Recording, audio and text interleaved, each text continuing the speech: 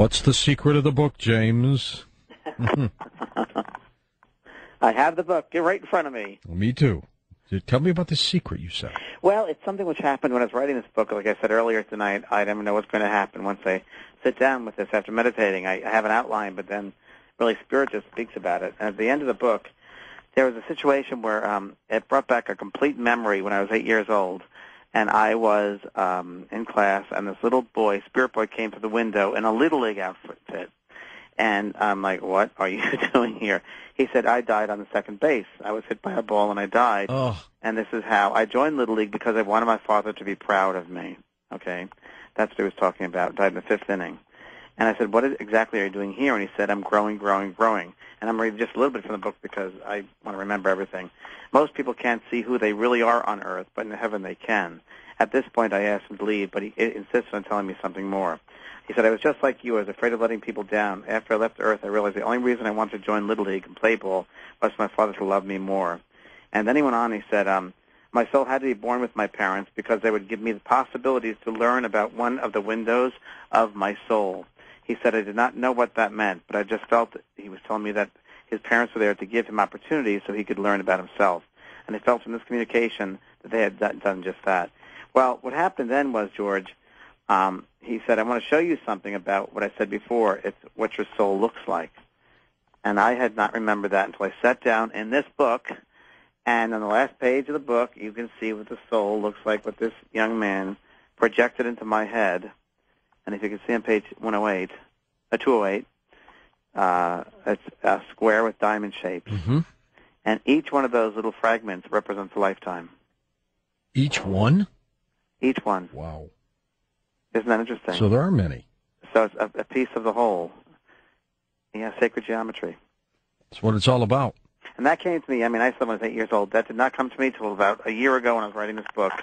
That vision came to me, and I insisted the publisher put this in because more people need to know what the soul, we talk about the soul.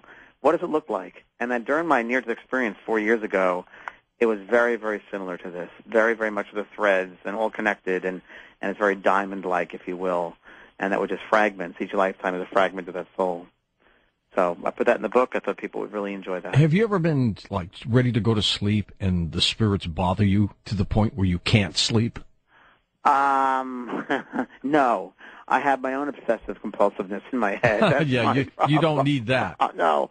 Did I get everything done? Do I have to do this tomorrow? Do I make that phone call? Yeah, I have the normal everyday type of thing. I've never had the spirits bother me like that. I've been more about, I just want to make sure everything's been done during the day. To the phones we go. Canby, Oregon. Lisa, you're up with us. Hi there. Hi, George. Hi, James. Hi, Lisa. How are you this morning? Great. I talked to you last time you were on air. Did you get through last time? Great. That's pretty good yes. odds. Wow, so I was really happy to be able to get on tonight because I'll be up there in Oregon, or Grants Pass. I'll be there in October. Actually, I'm about 20 minutes out of Portland, south. Well, then I'll be at Grants Pass. Perfect. That's a little bit of a ways, but... You can make it. I'm going 3,000 miles. That's true. My question isn't, like George said, I'm not sure if it's intuition versus just, thoughts that are, transferred in from, Earth to real or not, but I believe in my past life that I had 6 children, and I couldn't tell you what area, what country, what language or anything. My eldest son was 6. His name was John. My youngest daughter was still breastfeeding, and my husband had went into town with the 2 horses to get supplies. And when he came back, he had found us all dead of, I think it was yellow fever or some plague or something that had swept across, and there was no notification or courier or no way to communicate that it was coming or anything. Mm-hmm. And the upset of me losing my eldest son was the last one to die, and I was so upset. And I had that my will was gone, and I gave up. I gave up my fight, and I could see him coming back, mm-hmm. and I could see the grief and feel what he felt. And my question is, and I think in this lifetime, I intentionally chose not to have children because I've learned that lesson, and I know what you're saying, George, about the worst thing a parent could go through. Oh, sure. And I know that pain. I've lived it. I felt it, and I didn't need to have to go through that again in order to learn that lesson.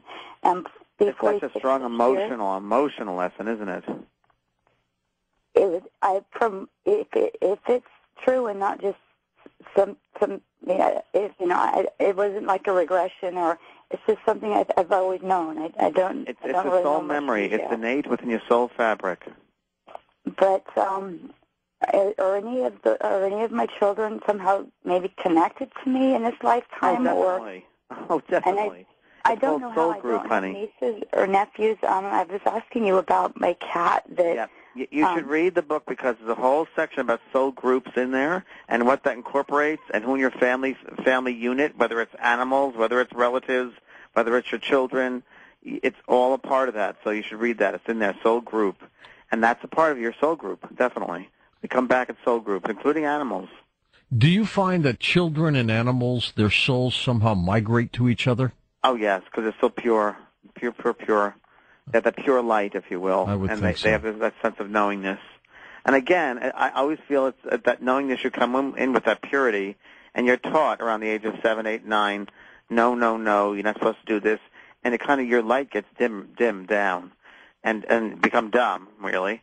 And then you get into that rational mindset of thinking, intellectualizing, and you lose a part of that emotional, spiritual connection until you either get on your path and remember who you were as a child, or you live that intellectual life, and that's the way, black and white, that's how you look at the world, become very cynical, until you pass out of the body into this dimension, and then you go back to that purity. Oh, that's right, I'm a spirit.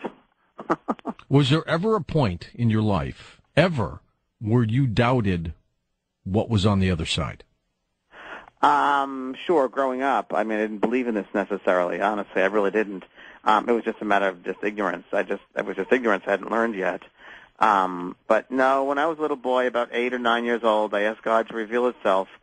And in my bedroom, I definitely had an awareness of an apparition coming through the ceiling. And it was more of a sensation and a feeling of a totality, a wholeness of pure love that I knew. It was like, oh, yeah, that's right. And I knew that it was real.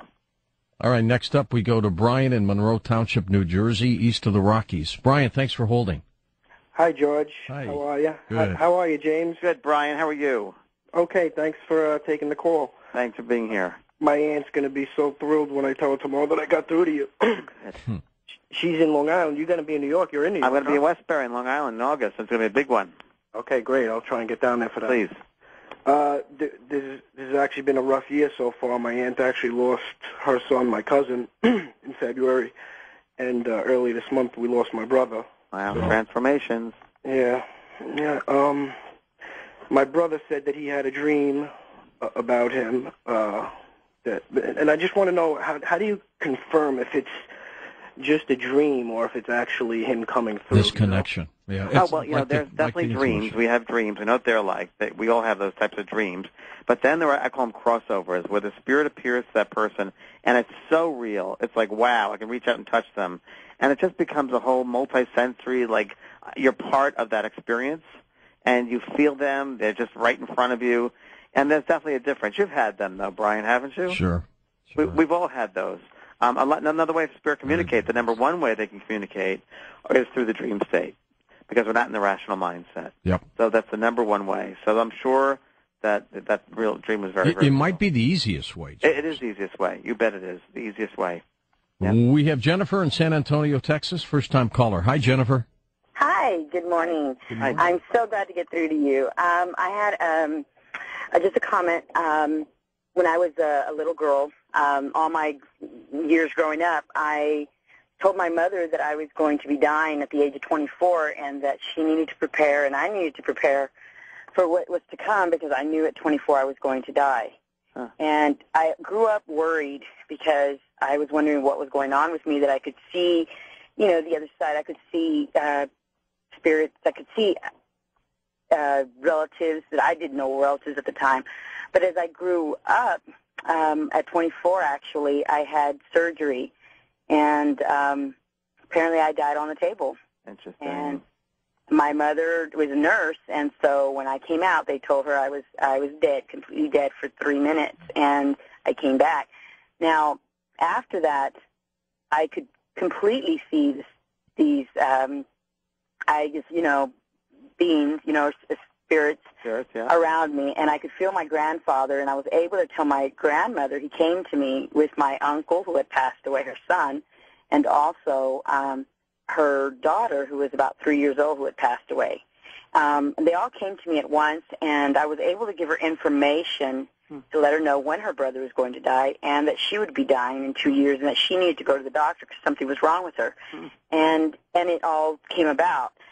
The question I have is I do a lot of genealogy work, and it scares me sometimes because I end up getting a lot of from the other side, people from the other side that want to communicate, and I get scared.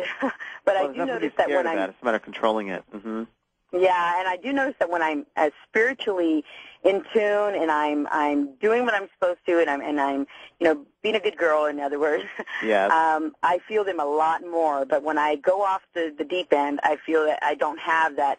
And there's a key word that you used was discernment. Discernment, exactly right. Yes, and that's what triggered me to call you, because you're so right. I have a strong testimony of what you're saying, and I believe what you're saying, and I think it's great that you have that. So let me just help you out by saying that you are in control of it, number one, but you have to be the active part of it, which means that you have to be in control where you meditate or you put yourself in a certain position where you're in charge, that they're not in charge. And when you're ready to speak, you open up and then you communicate with them. Otherwise, they will take over, and you don't want that because they can, drag your energy and attach themselves to you. You don't need that. Hello? You know what I have found to be fascinating about this entire discussion tonight, too, James?